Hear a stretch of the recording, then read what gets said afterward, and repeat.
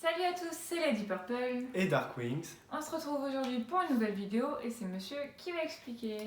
Alors aujourd'hui, nouvelle vidéo de Lady Purple parce qu'en fait, dans sa toute première, elle proposait aux gens surtout ses abonnés, tout ça, en fait, de venir proposer leur love story, de raconter leur love story, anonymement ou pas du tout, je sais pas, c'est comme vous souhaitez. Et on a déjà eu 2 personnes qui ont accepté ça. Et l'une d'entre elles a proposé une photo normale, sans prise de tête. Et la deuxième, par contre, ne veut pas de photo où on voit leur visage. Et donc on va juste mentionner leur prénom, on ne dit pas de nom de famille, pas de choses comme ça. Et donc, écoutez, on va vous demander du respect. Si vous voulez dire ce que vous en pensez, faites-le, mais faites-le avec respect. Faites-le pas trop ouvertement comme ça, parce que certes, vous avez le droit de dire ce que vous voulez, mais ça se respecte les gens, parce que c'est nos abonnés et qu'ils n'ont pas demandé à ce qu'on les critique. Ils ont juste demandé à pouvoir apparaître en vidéo parce que ça leur ferait plaisir de raconter leur histoire d'amour. Mais il n'y a pas de quoi critiquer, surtout si c'est une relation qui a duré et qui dure encore à l'heure actuelle, il n'y a pas de quoi critiquer. Méchamment du moins. Voilà.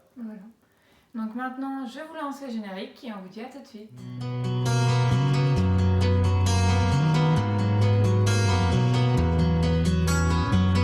Donc nous revoilà pour la vidéo, donc bien sûr c'est Rudy qui va lire les histoires, parce que tu ne l'as pas dit avant que c'était toi. Ouais. Je vais lire du coup. Ouais. Parce qu'il s'exprime mieux et puis... Ok. On commence avec Marion. Alors, tout a commencé lorsqu'une amie à moi a publié une photo de moi sur Snap. Un de ses amis a demandé à me suivre suite à cette photo qui ne l'a pas laissé indifférent. Je l'ai donc accepté le 28 octobre 2018 en me disant qu'au pire je ne suis pas obligé de lui parler ou je le bloque. C'est là qu'a commencé notre histoire. Il habitait à Paris et moi à Caen, je ne voyais donc peu d'espoir de développer une vraie relation. Il est malentendant mais je ne voyais aucun inconvénient vu que je parlais la langue des signes grâce à cet ami.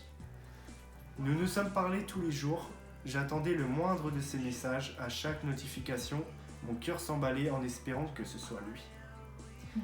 Nous nous sommes vus pour la première fois le 11 novembre 2018. J'étais stressé, il faisait très froid. Nous nous étions donné rendez-vous au McDonald's juste à côté de mon lycée. Je l'attendais mais je ne le voyais pas. Là je me souviens m'être dit, c'est sûr, c'est bon, il viendra pas. Il y avait plein de monde et je ne le voyais pas. À un moment, quelqu'un m'interpelle. C'est lui. Je le découvre physiquement. Il n'est pas très grand, il venait juste de se réveiller. Je précise que je n'ai pas lu l'histoire avant, elle l'a lu, mais je ne suis pas au courant de l'histoire, donc je le découvre en même temps que vous. Nous commandons, il paye, puis nous nous installons, nous discutons, tout se passe super bien, et il me redépose au lycée. Après cette première rencontre, nous nous voyons beaucoup à la sortie du lycée, et nous nous baladons notamment à la colline aux oiseaux. Un endroit très très beau pour les petites balades en amour. Je suis jamais allée. Ou simplement faire la route à pied seul jusqu'à chez moi. Le seul problème, c'est qu'il habite encore chez son ex. Ce qui était un peu compliqué autant pour lui que pour moi. Le jeudi 6 décembre, je sors en ville avec des amis et je continue à lui parler. Il était lui aussi chez un ami à Caen.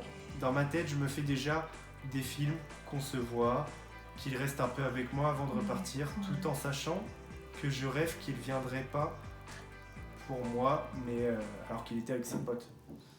À un moment donné, alors que j'étais avec mes amis, une se met à me parler, mais je ne comprends rien, car ça n'avait rien à voir avec la discussion. Et là, il surgit derrière moi. Moi, trop contente, mais stressée à la fois. On se fait la bise, comme à chaque fois, tout en espérant plus. Il me dit juste bonjour et repart. Déception. Je me dis que voilà, j'espère encore pour rien. Plus tard, alors que je buvais un verre avec mes amis, il me rejoint. J'étais tellement heureuse, mais stressée, je ne savais pas quoi dire. Je me souviens juste que je lui torturais la main. Mes amis n'arrêtaient pas de nous charrier. Un bisou, un bisou. Ce qui me mettait encore plus la pression. Je ne savais pas si je me sentais prête. Dans un moment d'inadvertance de mes amis, j'ai franchi le pas et nous nous sommes embrassés. Juste un baiser furtif, mais qui te remue l'estomac. Il me raccompagne jusqu'au bus et m'envoie des messages pour être sûr que tout va bien. Très jeune, très mal. Bah oui, ah oui. Il déménage enfin chez son ami qui habite à Caen. Je suis soulagé. Je continue ensuite à aller le soir très souvent après les cours. Mais là, les désaccords commencent. Il adore faire la fête, boire et être avec ses amis. Il veut pas venir jusqu'à chez moi, etc. Plusieurs fois, je me suis retrouvé en pleurs à l'arrêt de bus car nous n'avions pas les mêmes visions des choses, pas les mêmes attentes. Ce fut des remises en question permanentes pour moi. Lui, au contraire, ne voyait pas où était le problème. Il a ensuite rencontré mes parents. Grosse étape. C'est énorme. Il était très stressé, mais tout se passait bien. Le feeling est passé super bien directement avec son père. Chose qui est super. Mais ces soirées où il buvait et ne me donnait pas de nouvelles ou encore ses vacances entre amis me rendaient anxieuse et triste. En avril 2019, j'ai rencontré sa famille à Paris. Nous avions pris la route tous les deux en voiture après l'obtention de mon permis. Félicitations. Sa famille est super, tout se passe bien, jusqu'à ce que j'ai la merveilleuse idée d'aller regarder dans son téléphone. Je fais la même chose. La chose très délicate à faire. C'est là que j'ai découvert le pire. Plusieurs échanges avec des filles, dont son ex. Ça, c'est très craignos.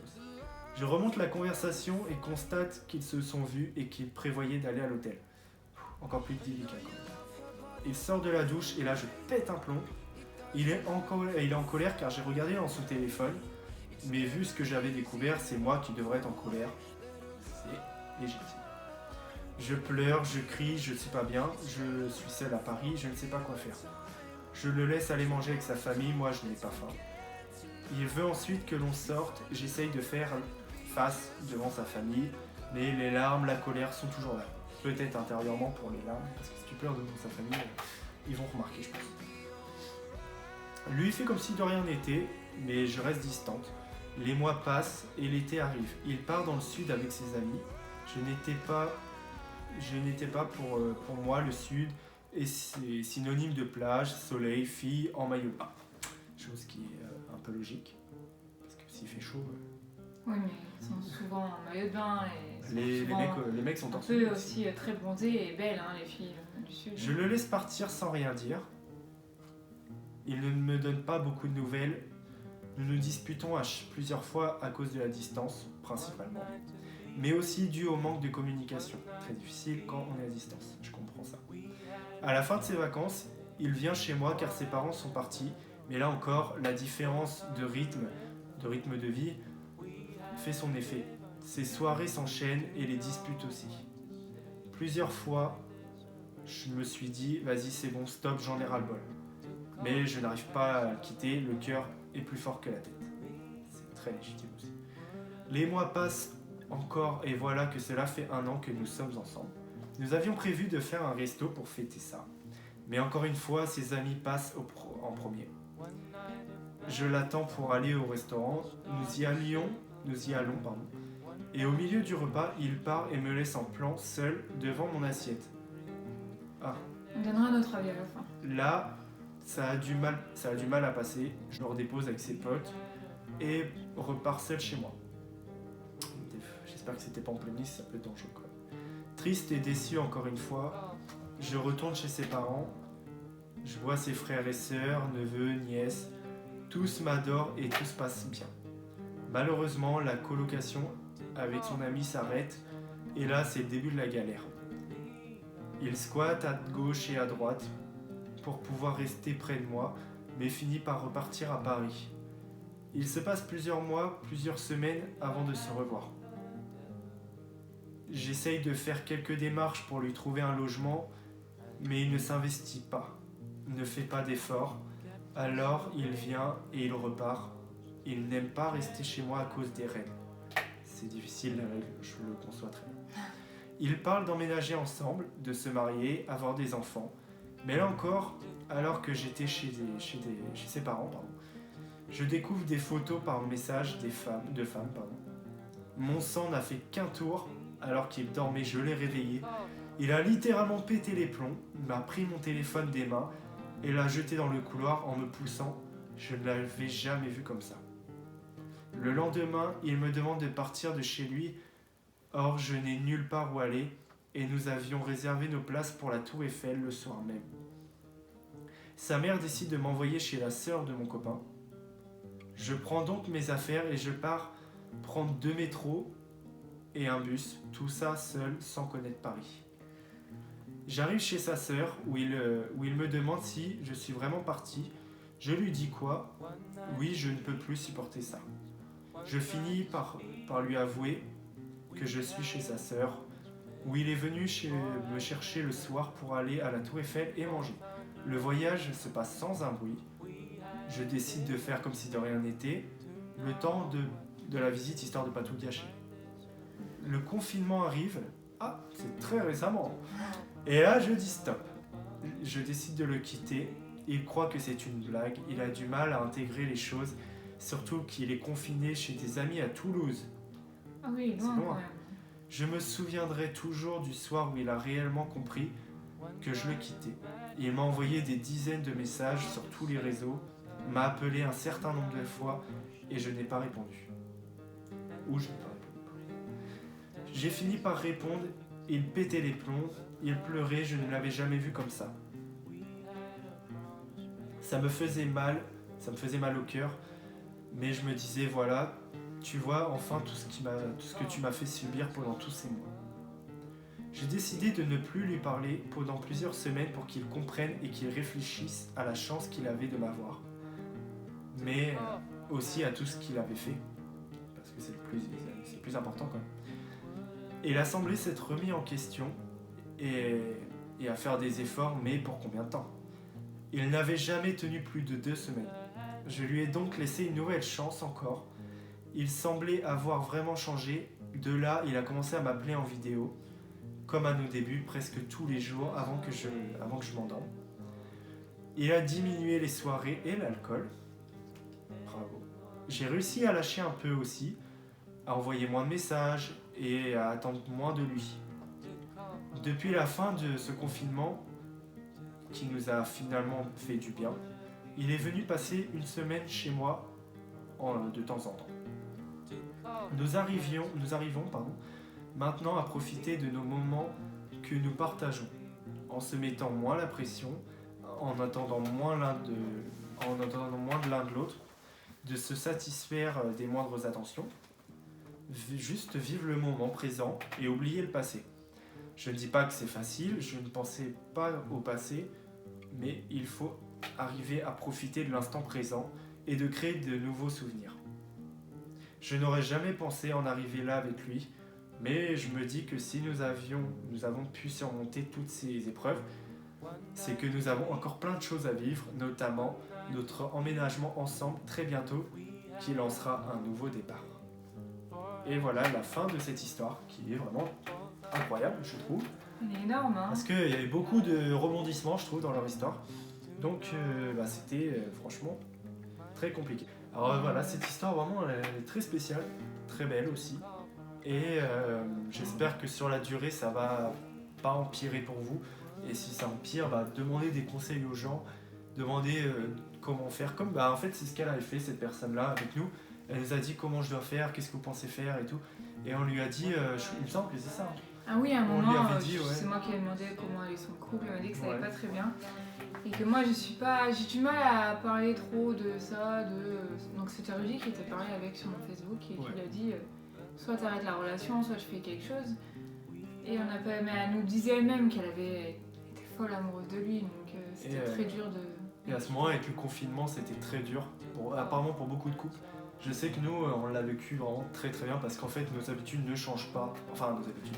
Pas nos activités, mais nos habitudes entre nous, on est toujours complices. On n'arrive pas à perdre de complicité Non, tous les c'est deux. pas discuté. Mais sinon, qu'est-ce que t'as pensé de... Leur relation, en fait, est très difficile.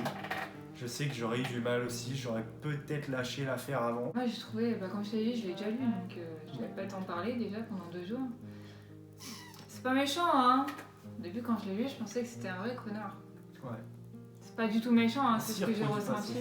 Voilà, si maintenant à l'heure actuelle il est comme ça, je suis très heureuse. Je sais que tu vas la voir la vidéo, Marion, donc je suis très heureuse pour toi. Mais c'est vrai qu'au début, ça m'a fait mal au cœur, je me suis dit, Marion c'est une fille en or, je la connais depuis la 6e, donc ça date quand même. Hein. Ouais. Et je l'ai connue de la 6e à la 3e. Après, on s'est un peu zappé parce que moi, je suis partie, j'ai fait mes études. Et on s'est reparlé, je crois, depuis une petite année maintenant. Mais non, c'était une fille vraiment. Wow. Et quand j'ai vu ça, j'ai eu mal au cœur. Je sais comment un mec comme ça peut faire ça, quoi. Surtout reparler à une ex. Surtout qu'au début, j'étais content quand tu disais qu'il vivait chez son ex, mais qu'il est parti et qu'il était sur Caen et que c'était enfin soulagé. Je sais, c'est une chose de faite, quoi. Il a fait le premier pas. Voilà, une chose de faite, il est plus chez elle. Et quand après tu nous dis, en fin de compte, ils ont prévu d'aller dans un hôtel, j'étais. Oui. La chose que j'allais rajouter vite fait, c'est que je compte sur des gens, si par exemple vous avez vécu des histoires encore plus difficiles en couple que celle-là que Marion a vécu, et que par exemple vous avez vécu des hauts encore plus difficiles, des bas encore plus difficiles, et ben j'aimerais vraiment, je compte sur vous pour marquer des choses en commentaire. Pour finir, j'espère que ça va améliorer encore et encore, j'espère que tu vas avoir ton appart avec lui, et que tout va aller très bien et qu'il y aura plus de tromperie ou quelque chose comme ça. Après, nous, Rudy et moi, on est là pour toi, s'il faut, comme la dernière fois. Et puis voilà. Donc, ton histoire m'a vraiment touchée. Ça, je voulais te le dire vraiment. Ça nous a, je sais pas si t'as touché, mais moi oui. Ouais. Mais je suis heureuse de la fin. Moi aussi. Au début, c'était bien. Le milieu, c'était moins bien. Mais la fin, ça se termine très bien. Ouais. C'est bon, c'est fini pour aujourd'hui. Donc, demain. Prochaine histoire. Ça sera demain. Voilà. Parce que je pense que je vais mettre tout à suite l'histoire. Oui. Pas vous faire attendre trop longtemps. Voilà, donc je vais mettre la suite qui est de... Océane. Son copain, on a déjà passé son nom, elle nous a demandé de l'appeler B. D'accord, on va l'appeler B. Elle a écrit ça dans le commentaire B. Et bisous à B. Donc je sais pas, moi-même je sais pas du tout comment il s'appelle en vrai. Et bon, on vous dit à très bientôt et on fait des gros bisous. Et voilà, à plus tard. Au revoir.